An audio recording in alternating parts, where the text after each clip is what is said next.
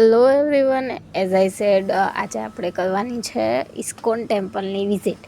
Okay, સો આજે હું તમને બતાવીશ કે ઇસ્કોન ટેમ્પલ કેવું લાગે છે. અને જ્યારે લોકો ફ્રી પડે છે ત્યારે એ ઇસ્કોન મંદિરની વિઝિટ કરે છે અને ત્યાં શ્રદ્ધાપૂર્વક ભાવપૂર્વક ભગવાન શ્રી કૃષ્ણના આશીર્વાદ લે છે, રાધાજીના આશીર્વાદ લે છે. અને ખીચડી ત્યાં મળે છે, એવરી ડે મળે છે. ત્યાં સરસ મજાની એ લોકો ખીચડી બનાવે છે.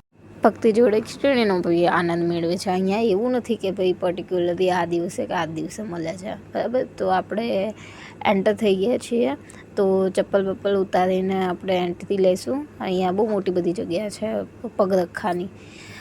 તો આ છે ઇસ્કોન મંદિર, ઓકે. અને અહીંયા શ્રી કૃષ્ણ ભગવાનની મૂર્તિ બી રાખેલી છે, કાલિયા નાગ ઉપર વિરાજમાન છે એવી મૂર્તિ છે એમની.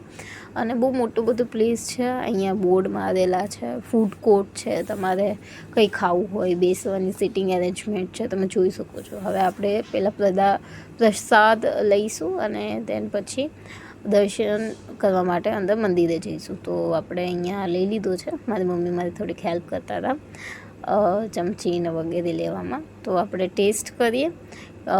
ઓલવેઝ અહીંની ખીચડી બહુ સારી જ હોય છે, મેં આગળ બી ટ્રાય કરેલી છે. તો લેટ્સ ગો. પહેલાં તો બેસવાની જગ્યા શોધીએ. ચલો, જગ્યા મળી ગઈ છે. હવે આપણે બેસીને શાંતિથી જમી લઈએ, કારણ કે મેં ઘરે બી મેં નહોતું ખાધું ખીચડીના બારામાં વિચારીને જ. So let's try.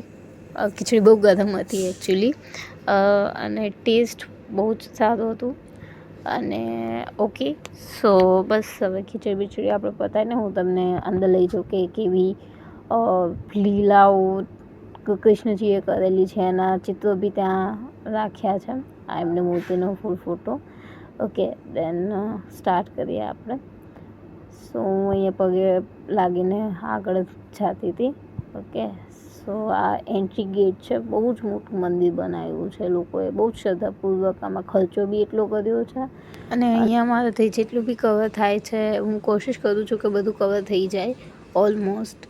સો સ્ટાર્ટિંગમાં તમે એન્ટ્રી લો ને એટલે તમને કૃષ્ણજીને આવા ફોટોસ અને દેખાય છે, જેમાં કૃષ્ણજીની લીલા દર્શાવી છે.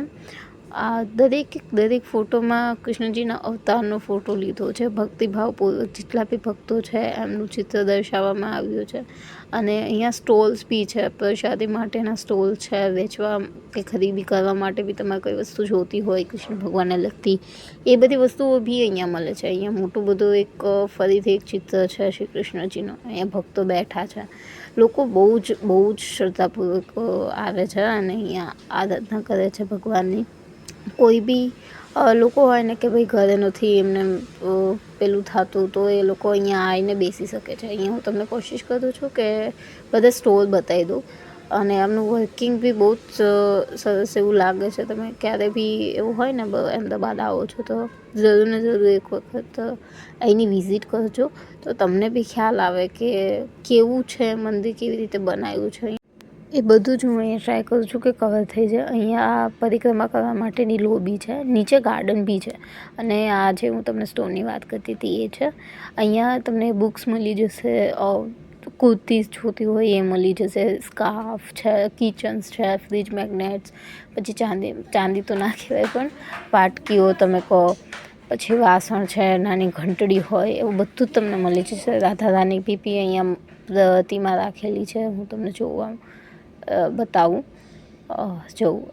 આ છે, આટલી બધી મૂર્તિઓ છે અહીંયા ભગવાન શ્રી કૃષ્ણની અને રાધાજીની.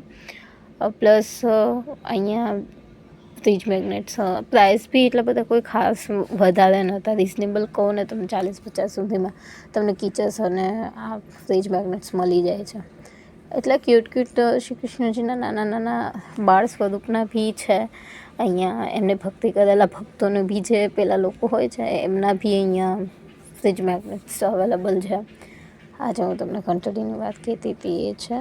પ્લસ અહીંયા વાસણો બી છે વગેરે તમે અહીંયા જોઈ શકો છો અને એક્સપ્લોર કરી શકો છો જો તમારે મંદિરો ફરવા હોય એવું બધું. અમદાવાદ આવ્યા છો. આ ગાયનું છે, ફ્લાવર્સ બી મળે છે અહીંયા, કિચન્સ છે, સુંદર મજાના મોર પીંછવાળા કિચનો બી છે અહીંયા. તો એ બધું છે જે તમે જોઈ શકો છો, પરચેસ કરી શકો છો. અહીંયા ઘીના દીવા અને પૂજાનો બી સામાન મળે છે. અહીંયા તમે કાઉન્ટર પાસે જોશો તો ત્યાં બી છે, હું એનું બી લેતા ભૂલી ગઈ છું એકચ્યુઅલી. અહીંયા બુક્સ છે, બુક્સ તમે વાંચી શકો છો. અને અહીંયા ગૌ માતાની પ્રતિમા હતી, ત્યાં મેં મારો ફોટો લઈ લીધો. અને બસ આરતીનો સમય હતો, આરતી બસ પતી ગઈ. હવે શ્રી કૃષ્ણનું સવારે જો મૂર્તિ ખોલે છે તો હું એનો ફોટો ના લઈ શકી. બસ તો આરતી પતાવીને અમે ઘરે જતા રહ્યા. Thank you for watching.